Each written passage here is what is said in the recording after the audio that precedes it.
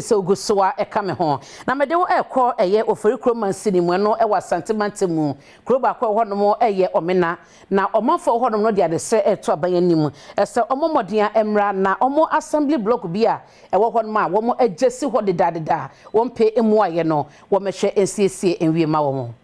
Abansoro eto asomiensa muadan kurabe se aduono ne akire nei wato na jeje mu ewo Emena-Appaiadu a ewo ofori kro abatomposia so ewo Asante mantem ha okirim se ewo afimpinu eni edunwatwimu na aban ye se wosi asamna traye e de ama mansin foforo bia eno ene ka ho bi kopie mu wo Appaiadu ene Emena efira afimpinu ne adunu baako eben penfo ato na jeje mu anti adwo a wabo ne sesen ewo abansoro mu ne Adom kase bonkomo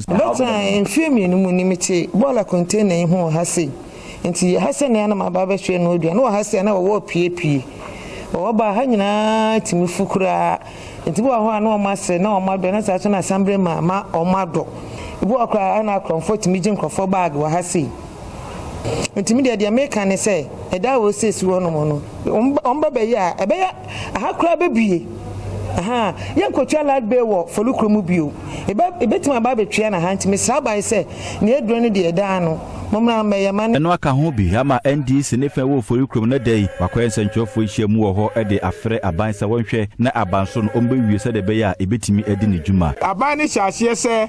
wo si aye municipal assembly block